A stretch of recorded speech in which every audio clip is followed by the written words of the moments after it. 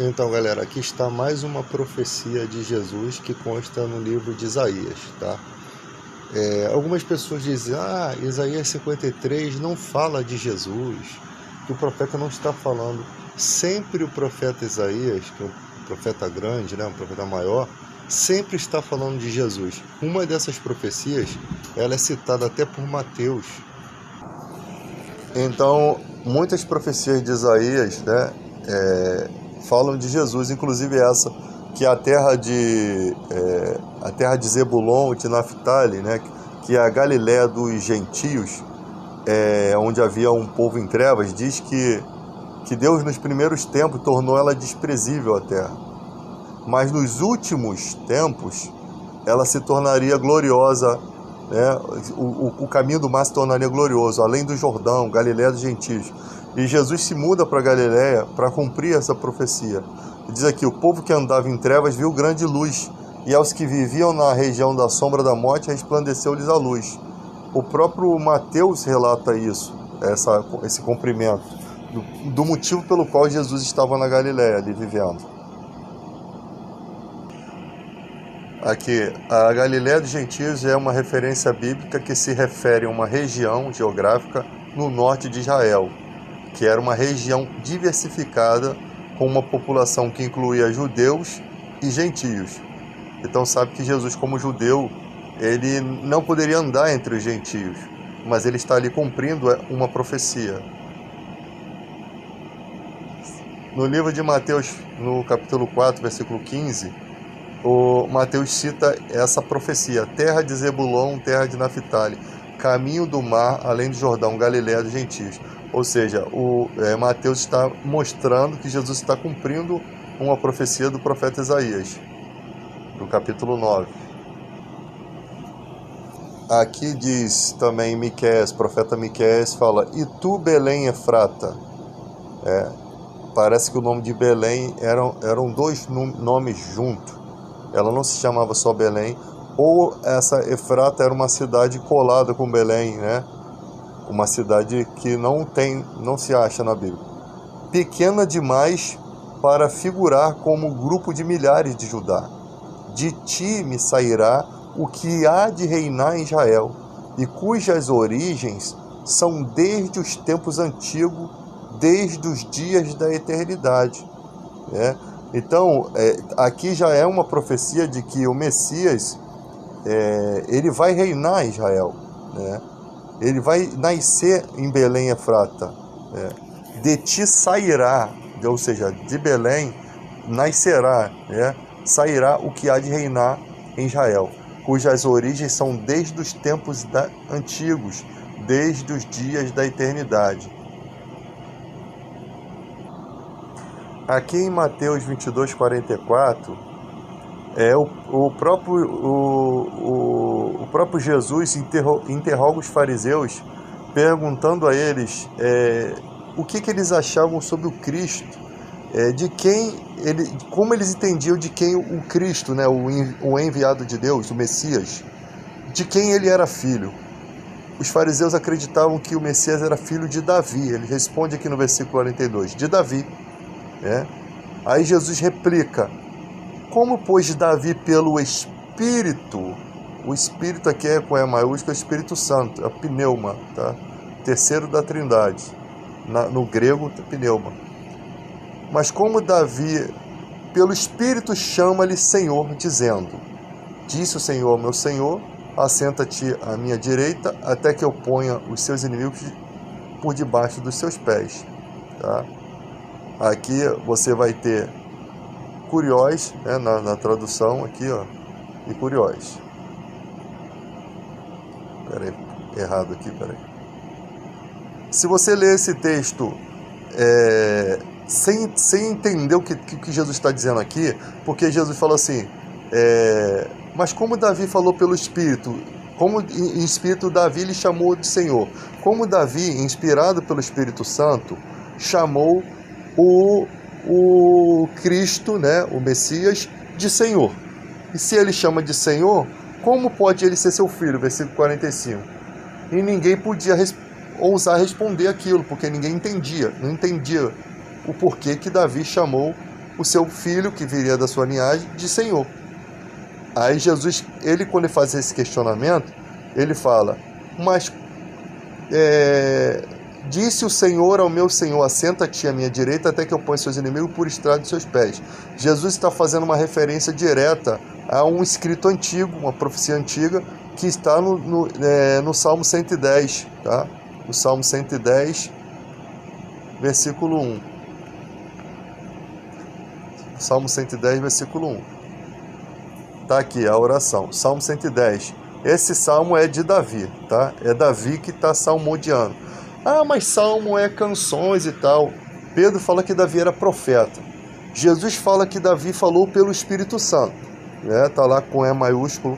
Então Davi foi inspirado. Jesus usa essa referência do Salmo 110 para dizer que Davi está falando do Cristo, ou seja, dele mesmo, né? Do Messias. Salmos, aqui eu botei errado, é Salmo 110, peraí. Eu estava no Salmo 100, né? Salmo de Davi para o diretor de coro. Ou seja, é uma canção que Davi, inspirado pelo Espírito Santo, fez para ser entoada, né? Mas é uma canção profética, assim como o Salmo 22. No Salmo 22 você tem: transpassaram minhas mãos e meus pés, todos os meus ossos se desconjuntaram, lançaram sorte sobre, repartiram entre si as minhas vestes e sobre a túnica lançaram sorte. Tem o clamor de Jesus lá, Deus meu, por que me desamparaste? Então o Salmo 110, 1000 anos antes de Cristo, ele relata toda a trajetória da crucificação. As testemunhas oculares mostraram essa profecia, o que era comum.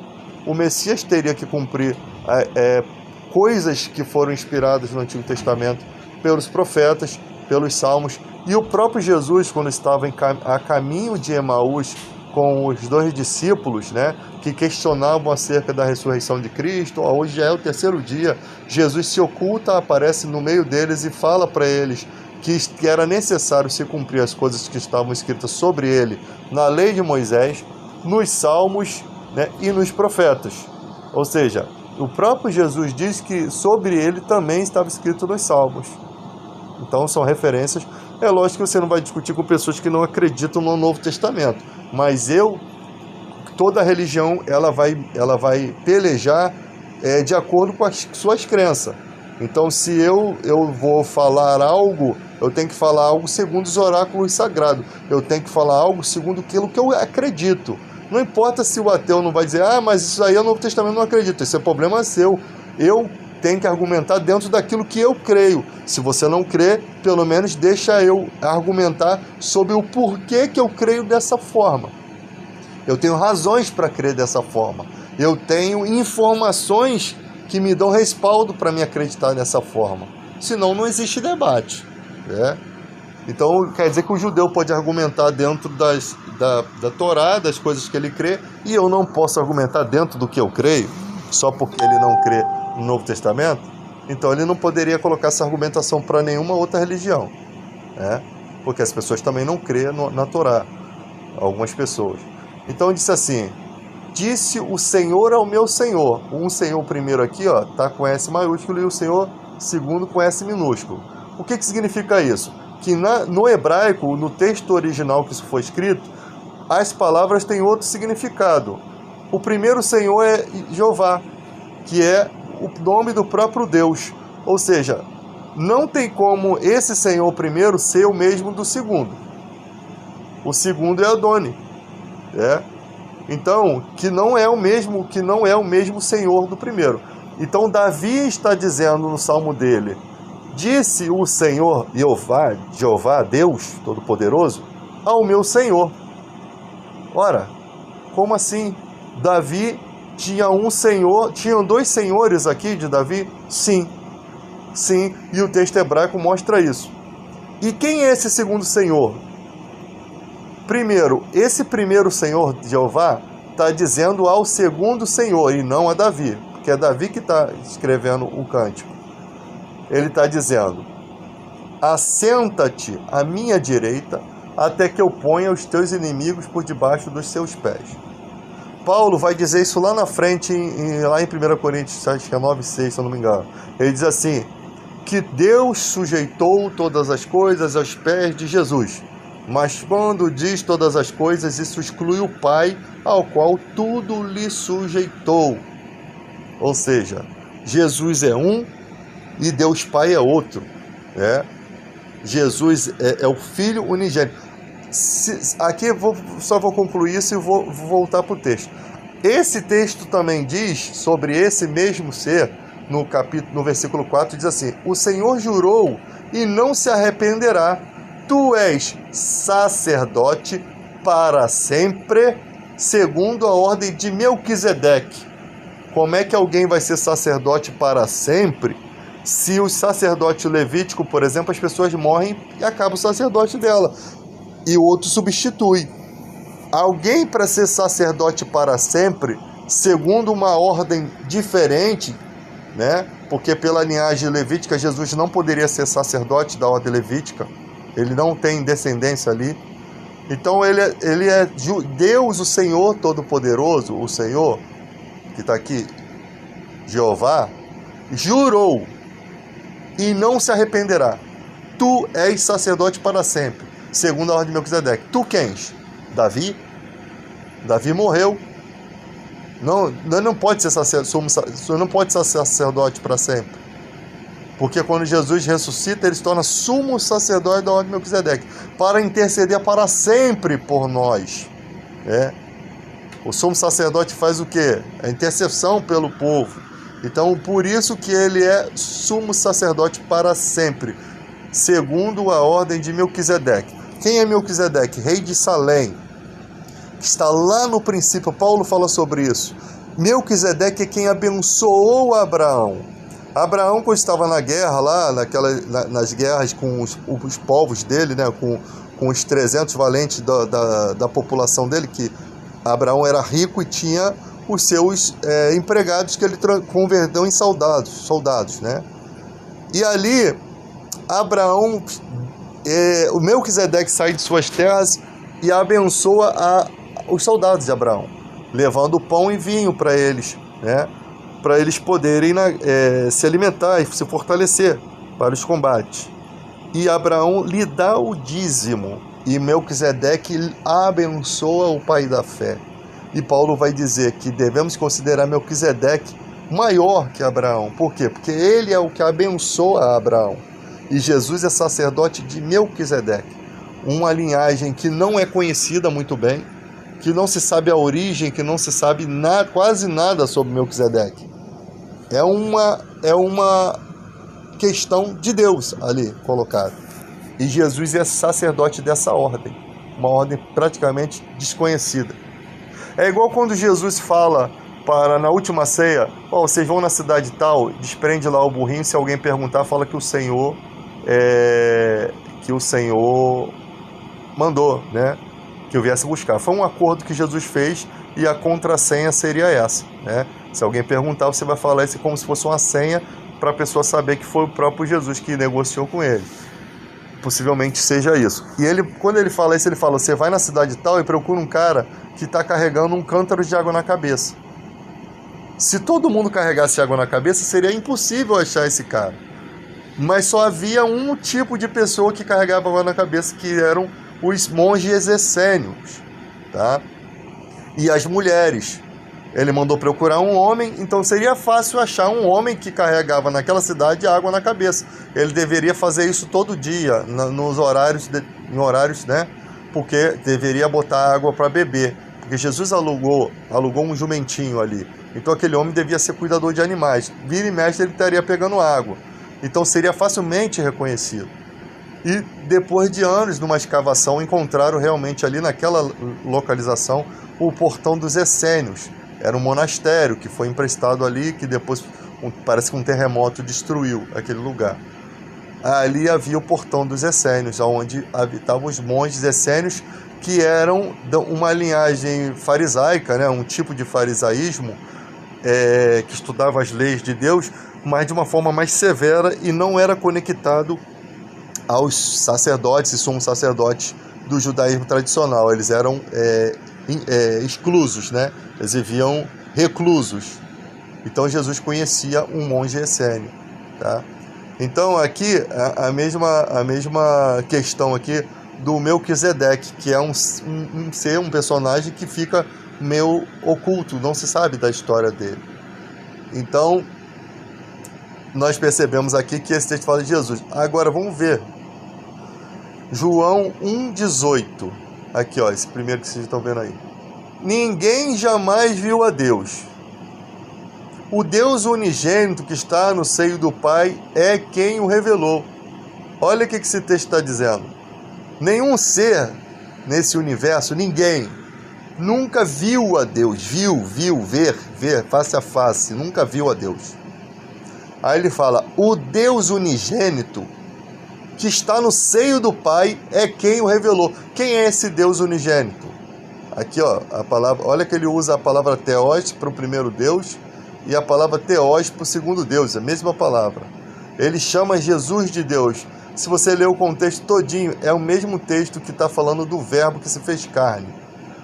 No princípio era o verbo, e o verbo estava com Deus, e o verbo era Deus. Então os dois deuses aqui é Theos. Ó. No princípio era o verbo, o logos, a palavra, e o verbo, a palavra, estava com Deus. E essa palavra era Deus. Preste atenção nisso. E ele, aí começa, ele estava no princípio com Deus. Ele quem? A palavra. Ele está falando aqui que Jesus estava no princípio com Deus. Todas as coisas foram feitas por intermédio dele, e sem ele nada do que foi feito se fez.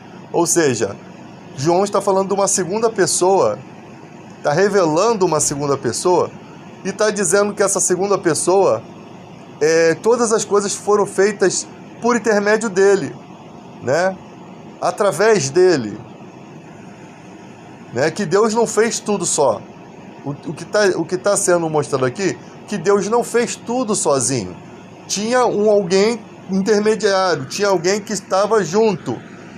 E sem ele quem? Sem o verbo, sem o logos, sem esse personagem, nada do que foi feito se fez.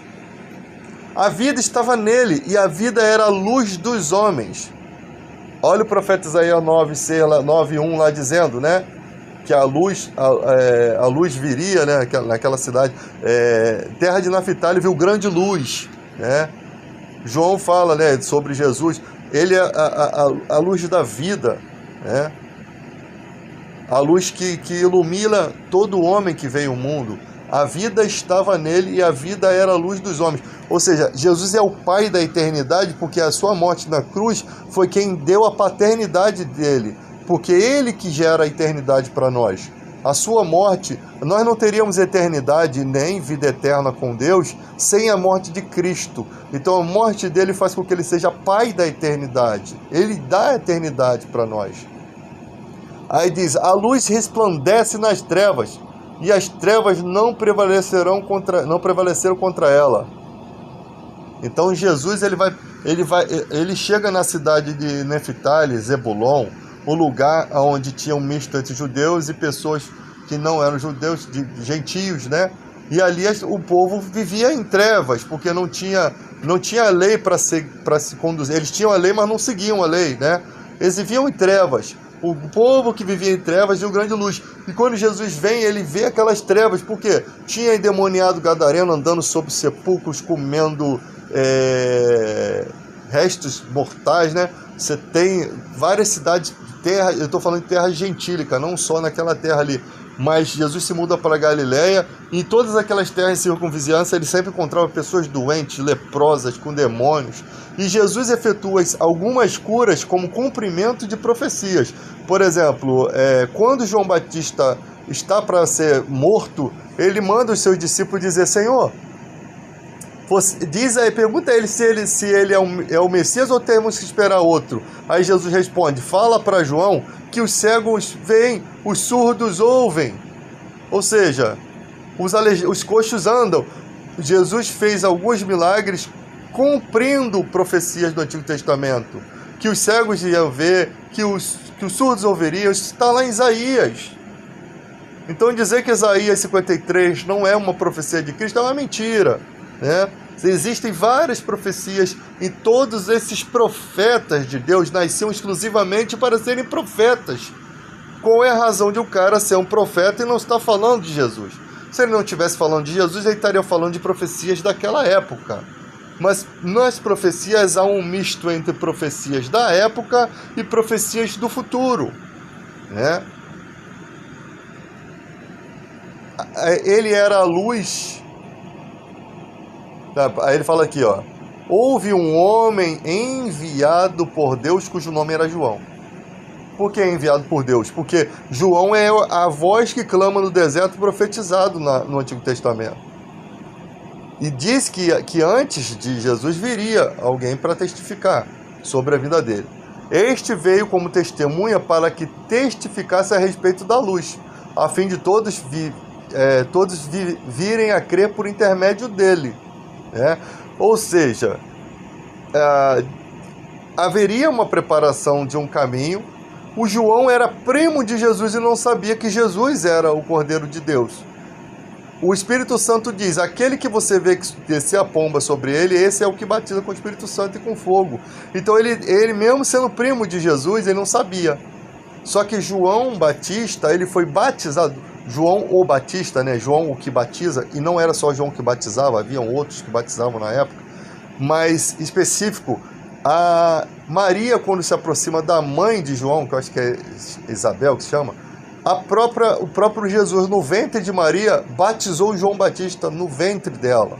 Isso tem textos lá mostrando isso. E João Batista foi um homem que Jesus fala que dos nascidos de mulher não havia ninguém maior do que ele, porque ele nasce batizado do Espírito Santo desde pequeno, e ele vive recluso no deserto, pregando, orando. Ele vive uma vida totalmente exclusiva para Deus, como nenhum profeta do Antigo Testamento viveu.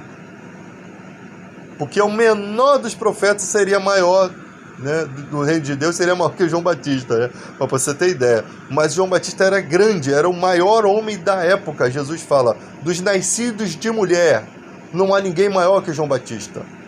Jesus não está se enquadrando nisso, porque o próprio Jesus só viveria 3 anos de ministério. João Batista tinha toda uma vida de ministério. Então, dos nascidos de mulher, a capacidade, talvez Jesus não esteja se enquadrando, porque Jesus, apesar de nascer de Maria, ele não é concebido de uma forma comum. E por mais que as pessoas falem assim, mas ele não está escrito que ele nasceu de uma virgem. O texto que profetiza isso dá-se a entender que a mulher, sim, era virgem. Porque na cultura judaica, dificilmente uma mulher não seria virgem em um relacionamento, porque ela seria apedrejada, passaria por questões vergonhosas, e elas casavam-se com 12 anos de idade e o marido com 13. Então a chance dessa mulher não ser virgem é mínima. É mínima por conta da cultura. Então discutir sobre ela não era virgem, a cultura judaica é totalmente diferente da nossa cultura hoje, né? Lá naquela cultura, ser virgem era algo normal para um relacionamento. Então, o fato do profeta, e o profeta dizia, haveria um sinal. Que sinal era esse? A virgindade, que a mulher daria à luz virgem. Ou seja, se é um sinal, é uma coisa totalmente diferenciada, né? E o texto em nenhum momento não diz que ela era virgem, mas também não dá a entender que ela não era, tá? Então, para vocês entenderem, ele não era luz, né? João Batista não era luz, mas veio para testificar da luz, a saber, a verdadeira luz que vinda ao mundo ilumina a todo homem. Então Jesus é uma luz que é uma luz verdadeira, capaz de iluminar todo homem. O verbo estava no mundo. Quem era o verbo? Jesus. Então lá quem era o verbo? Jesus. O texto está super explicado. O verbo estava no mundo. O mundo foi feito por intermédio dele. Ou seja, na construção do mundo, no princípio era o verbo estava com Deus. Na construção do princípio, que o Espírito Santo pairava sobre a face das águas, façamos o homem, façamos isso, Jesus está ali. Então o mundo foi feito por intermédio dele, através dele, com ele. Sem ele, nada do que foi feito se fez. Mas o mundo não o conheceu. veio para o que era seu e os seus não o receberam. Ou seja, o mundo era dele, ele era a luz do mundo, mas ele veio dentro das Escrituras, ele veio pregando bem, ele veio cumprindo profecias, mas os seus não receberam. Por que não receberam? Porque o povo estava vivendo na hipocrisia. O povo que eu falo, as autoridades judaicas. Naquela época em que as mães cozinhavam seus filhos, as autoridades judaicas estavam vivendo como Sodoma, estava dizendo a Bíblia. Eles foram responsáveis por todas aquelas desgraças que chegaram até a vida daquelas pessoas. Os inimigos entraram pela porta da frente de Jerusalém e não acreditavam naquilo. Então, quando as autoridades estão contaminadas, já não resta mais esperança para o povo. O povo estava sendo roubado dentro do templo. O cara vinha lá dos cafundés do Judas para poder entregar a sua oferta. Chegava lá, não, essa pombinha não serve, porque essa tem uma manchinha aqui, tem que ser essa daqui. O cara tinha que arrumar dinheiro para que ele pudesse cumprir as suas obrigações religiosas, porque a lei era obrigação religiosa. Então, quando Jesus viu aquilo, ele chicoteia tudo, ele derruba todas as bancas do cambista, ele não bate nas pessoas. A ira dele consumiria o ventre, diz a profecia. A ira do que viu na casa do Senhor, né? O zelo da casa do Senhor, o zelo, ele quando viu aquilo, ele perdeu a linha, ele perdeu a cabeça, porque não é possível. Olha a luta que foi para construir aquele templo. Teve uma época para construir o templo, né? O primeiro templo lá, que os homens com uma mão lutava a espada e com a outra botava o tijolo, assentava as pedras. E depois tinha que ter o Urim e Tumim para poder, que eram as pedras lá do peitoral do sacerdote, para poder saber quem era de fato digno de servir no templo. Olha quantas lutas o povo teve para construir um templo, para que se chegasse numa época como a época antes, né, de Malaquias 3:7 lá. Malaquias está brigando com o povo lá. Antes da vinda de Jesus, né, há 168 anos antes da vida, ou mais, né? Não, de Malaquias até João Batista tem 400 anos que Deus não enviou o profeta. O profeta, o último profeta está brigando com Israel. Vocês estão roubando a Deus com Israel, tá? Que o dízimo é lei judaica, obrigação judaica. Por quê? Porque o dízimo era uma forma de manter órfãos e viúvas com alimento e também o serviço do templo continuar funcionando.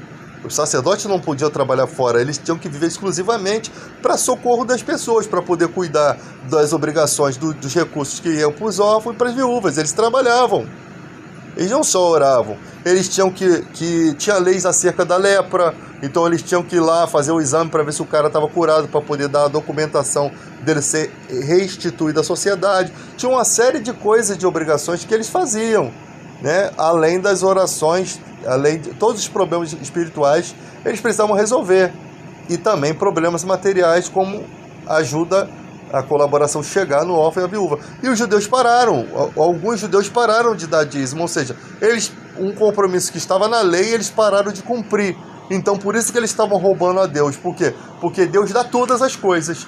E exigiu que todas as coisas, como Deus faz a chuva, faz tudo, exigiu que eles trouxessem a 10ª parte, não porque Deus precisava, mas que o serviço do templo era conveniente funcionar para benefício de toda a sociedade, tanto rico quanto pobres, né? Porque se o rico precisasse de uma questão espiritual, uma libertação, alguma coisa, ou doença, ou o leproso precisasse lá, mesmo que fosse rico, Naamã era rico e era leproso, o templo estaria aberto, funcionando. E o pobre, por sua vez, que precisasse de alimento, ou precisasse resolver uma questão familiar, de relacionamento, era tudo o sacerdote que resolvia, né? As questões de casamento, tudo isso. Então, era necessário o funcionamento do templo para resolver todas as questões sociais. Não havia um governo como o de hoje, né? Aí diz aqui, todos quantos receberam a Jesus, ele deu poder para serem feitos ou se tornarem filhos de Deus, a saber, os que creem no seu nome. Ou seja, o Espírito Santo capacita com que o próprio Pai e o Filho façam morada dentro de você. E na oração de Jesus ele fala assim, Senhor, santifica-os na verdade, a tua palavra é a verdade.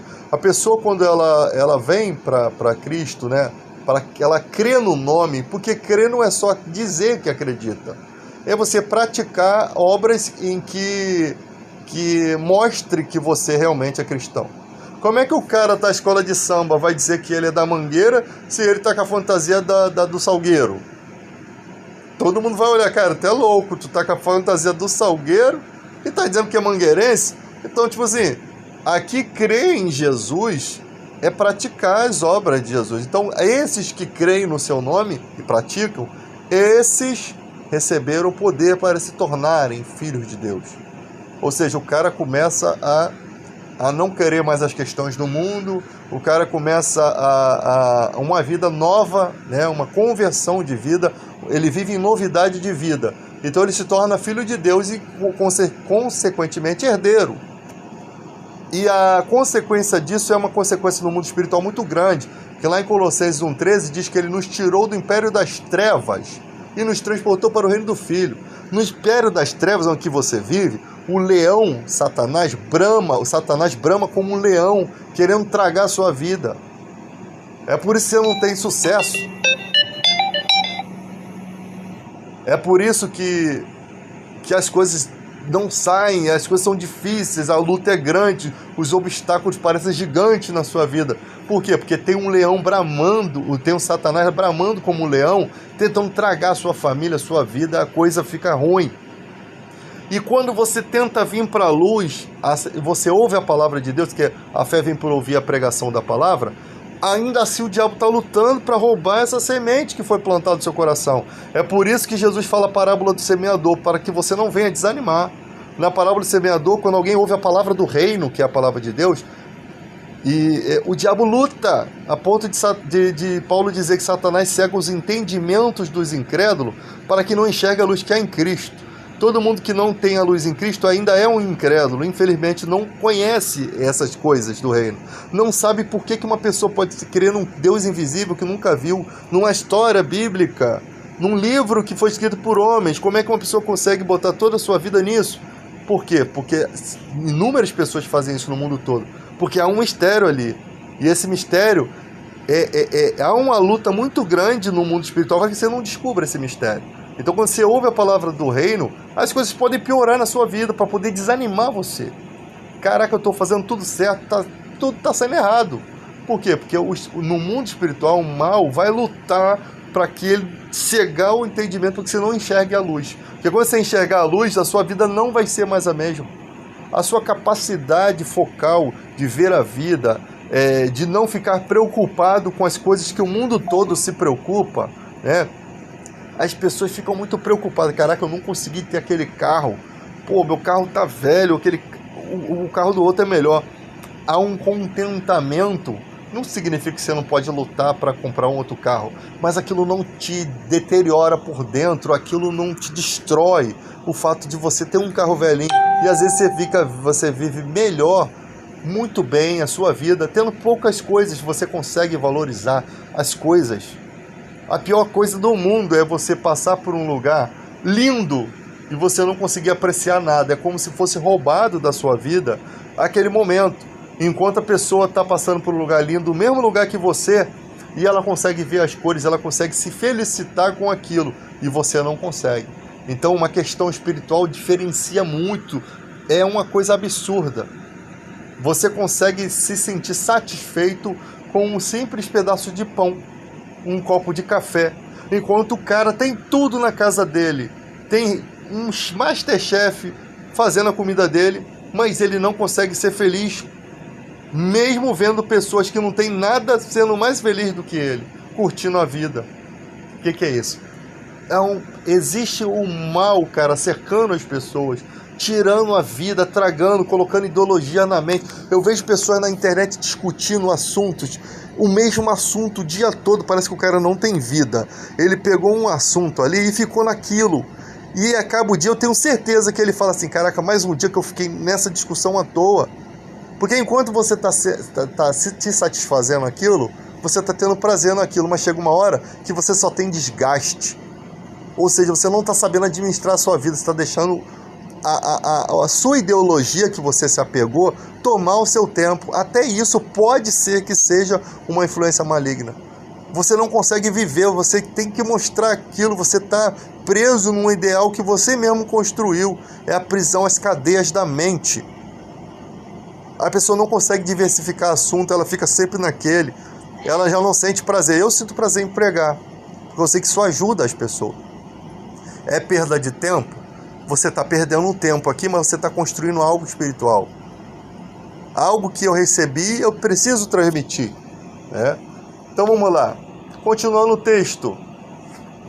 Aos quais não nasceram, todos quanto receberam, deu-lhes o poder de serem feitos filhos de Deus, os quais não nasceram do sangue, nem da vontade da carne, nem da vontade do homem, mas de Deus.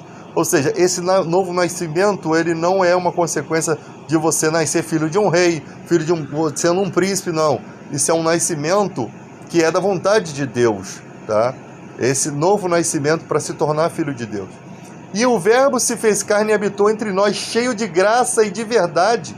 E vimos a glória como do unigênito do Pai. Ou seja, eles viram a glória, eles dizem assim, cara, nós vimos a glória desse Verbo que se fez carne, desse Messias, desse Jesus, e vimos como se ele fosse realmente um filho único de Deus. Porque você não encontra na humanidade ninguém com a mesma maravilhosa palavra, atitudes, comportamentos que Jesus. Eles conviveram com Jesus, eles viram, eles são testemunhas oculares e eles relatavam isso, eles escreveram isso para nós, que nós vimos a glória dele, do Filho de Deus, e nós realmente testificamos que é a glória do unigênito, dele sendo unigênito do Pai, realmente é ele. Então Jesus, João testemunha a respeito dele, né? Aí, porque a lei foi dada por intermédio de Moisés, João Batista seguia a lei de Moisés, né? E a graça e a verdade vieram por meio de Jesus Cristo, ou seja, é um outro ministério. Ou seja, o ministério de Jesus Cristo, ele não tem nada a ver com o judaísmo, com as leis, no sentido de que é um ministério baseado em melhores promessas, é uma aliança, um pacto diferenciado. Ou seja, não há mais circuncisão, que eram os ritos da lei mais importantes, para quem vem para a graça, né? Para quem é judeu, pratica o judaísmo e se converte, não vai precisar mais circuncidar sua família, a não ser que ele queira, mas não precisaria, não é uma obrigatoriedade. E aqui, o nome de Jesus, o nome que o anjo mandou Maria dar, ele vai começar a ser exaltado.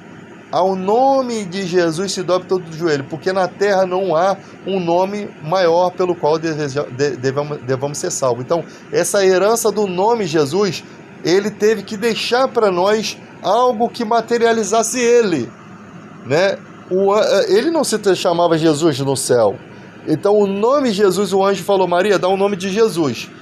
Esse nome, que está acima de todo nome, é o nome que nós da terra, junto com o Espírito Santo, né? O Espírito Santo e o nome de Jesus são as ferramentas para esse novo combate, para essa nova aliança baseada em melhores promessas, né? Porque Jesus fala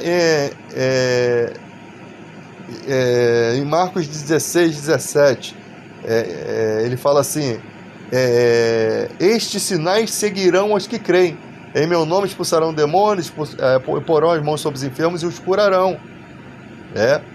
Cara, o judaísmo não vai aceitar isso de forma nenhuma. Eles não aceitam que há um nome capaz de expulsar demônio. Na cultura judaica da época, Jesus fazia expulsão de demônio por meio de Beelzebu, que eles acreditavam ser o maior dos demônios. Jesus foi confrontado naquela época, vivendo como judeu. Você imagina hoje que ele não está aqui, né, fisicamente, e como é que as pessoas vão aceitar isso? Aceitar a Jesus, para o judeu aceitar Jesus, ele vai ter que aceitar as palavras de Jesus. E as palavras de Jesus acerca dos judeus antepassados dos que tem hoje, é muito pesado, são muito pesados. Ele fala do Corban, das tretas lá do povo, né? E depois a destruição do templo, né? O motivo foi que finalizaria tudo, e a corrupção da época ali fez com que o templo chegasse a ser destruído, né? 70 anos depois de Cristo. Mas uma coisa muito importante que Jesus fala: Jerusalém, Jerusalém, que mata os profetas e apedreja os que eu tenho enviado. Quantas vezes que juntar vocês como uma galinha debaixo das suas asas, né? Como a galinha junto os seus pintinhos debaixo das asas, e vocês não quiseram. Jerusalém matou os profetas, os judeus mataram todos os profetas em Jerusalém. O profeta não morria fora de Jerusalém. O próprio Jesus foi morto. Então Jerusalém mata os profetas. A incredulidade deles está nisso. Matavam os profetas, todos os profetas mataram. Deus enviava profetas, e o profeta, por que matava? Porque o profeta falava palavras contra a sociedade. Falavam, os profetas que falavam bem, esses deviam viver, né? Porque existiam profetas que falavam mentiras. Falavam bem quando na verdade o mal sobreviria. Isso você vê lá Jeremias, né? Contestando lá com outros profetas. Então, os profetas que vinham de Deus estavam para repreender a autoridade judaica. E você repreender a autoridade é expor eles à vergonha. Expor eles a vergonha diante dos seus discípulos, dos seus seguidores. E o que fazia com isso? Vamos dar um sumiço nesse cara. Esse cara está perturbando a minha vida.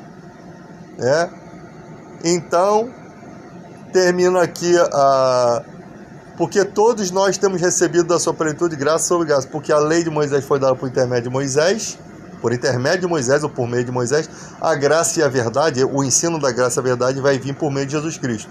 Ninguém jamais viu a Deus, nem Moisés, nem ninguém. O Deus unigênito, Jesus, que está no seio do Pai, é quem o revelou. O Deus está no seio do Pai. Pedro chega a falar assim, que ele subiu aos céus e está assentado à direita de Deus. Aí Jesus fala, ao que vencer concederei que se assente comigo no meu trono. Assim como eu venci, me assentei com o meu Pai no seu trono. Ou seja, existe um trono onde Deus está sentado ao lado e Jesus está à direita dele entronizado. No mesmo trono de Deus só tem Jesus assentado à direita dele. E o Salmo 110 fala, senta-te à minha direita, até que eu ponha todos os seus inimigos por estrado dos seus pés. Ou seja, quando Jesus é glorificado, o mundo vai continuar existindo. Então ainda tem inimigos de Jesus para serem colocados debaixo dos pés de Jesus. O próprio Deus está fazendo essa história. Por isso que o Apocalipse é reservado, os tempos reservados pelo próprio Deus. Jesus falou, nem eu sei. Aí quando você chega em Apocalipse, a revelação de Jesus Cristo que Deus lhe deu e que Jesus mandou por intermédio do seu anjo, Então o anjo está dando revelações a João, que João queria se prostrar aos pés dele. Não, eu sou conservo teu, não. Aí você está vendo as revelações acontecendo, depois você vai vir a vinda de Cristo, aí vai ser os inimigos de Jesus voltados debaixo dos pés. A besta, o falso profeta, é inimigo de Jesus? Sim, vão ser lançados vivos dentro do lago de fogo. Por que é inimigo de Jesus? Está matando o seu povo, está matando a sua igreja, está matando o seu corpo. Ele é a cabeça da igreja. Então, os inimigos estão sendo colocados debaixo dos seus pés. Satanás é amarrado por 1000 anos pelo próprio Jesus, ou pelo próprio Jesus manda o anjo lá. O anjo amarra Satanás por 1000 anos. Jesus reina 1000 anos da terra. Satanás é inimigo de Jesus? Sim. Ele vai ser colocado debaixo dos pés de Jesus? Sim. Então, depois de tudo, lá no finalzinho do Apocalipse diz que todo o reino é entregue a Jesus. Depois de tudo, o próprio Senhor Jesus pega e entrega o reino ao Pai. Entende? Então, essa é a construção do Evangelho. Tudo está sendo colocado aos pés de Jesus, para que Ele, que é digno de levar todas essas coisas, vai entregar aos pés do Criador o reino. Ele mesmo vai se prostrar aos pés do Criador Deus. Ele mesmo sendo Deus Filho, Deus unigênito também, ele se prostra aos pés de Deus. Agora, como dizem que Jesus é a mesma pessoa do Pai, não é. Filipe disse a Jesus, mostra-nos o Pai. Jesus falou, quanto tempo estive convosco? Quem me vê a mim, vê o Pai. Mas a frase não acaba aí. Ele fala assim, se não credes que eu estou no Pai e o Pai está em mim, credes ao menos por causa das mesmas obras. Opa! Ele não está dizendo que ele é o Pai. Ele está dizendo que ele tem as mesmas obras que o Pai. Aí você vai ouvir João dizer assim, nele habita corporalmente toda a plenitude da divindade. Para nós há um só Deus que criou todas as coisas, e um só Senhor, Jesus Cristo, pelo qual também vivemos. A mesma declaração para Deus tem para Jesus. Tudo que foi feito na terra, no céu, seja tronos, seja principado, seja potestade, tudo foi feito por Ele e para Ele. Todas as coisas foram feitas por intermédio dele, sem Ele, nada do que foi feito se fez. O que acontece é que o Novo Testamento, ele está revelando algo que o Antigo Testamento era muito escuro para se entender. Que Davi tinha dois senhores. O Messias para o povo judeu, eles tinham uma visão totalmente diferente. Para eles, o Messias seria somente filho de Davi. E quando Davi o chama de Senhor, e Jesus fala, como pode ele dizer que ele é Senhor se ele é seu filho? Por quê? Porque o Messias é desde os tempos da eternidade, como Isaías profetizou lá. Belém, cidade de Nebulon e Neftali, né? O Messias é dos tempos eternos. Está lá, foi a profecia de Miqueias 5. E tu, Belém Efrata, pequena demais para figurar como um grupo de milhares de Judá, de ti sairá o que há de reinar em Israel, e cujas origens são desde os tempos antigos, desde os dias da eternidade. Como é que o cara vai sair de Belém Efratá, né? Ele vai nascer em Belém Efrata, né? E como que ele vai nascer ali, se a linhagem dele, se a origem dele, né, que ele vai reinar ali, e as suas origens, cujas origens são desde os tempos antigos, ou seja, ele se originou muito antes disso. Ele é desde a época da eternidade, por isso que Davi lhe chamava de Senhor. Disse o Senhor, Deus, ao meu Senhor: assenta-te à minha direita e acompanhe os seus inimigos. Aí Jesus questiona, se Davi lhe chama de Senhor, como pode o Messias ser seu filho? Porque o Messias é desde o tempo da eternidade. Ele já existia antes de vir ao mundo.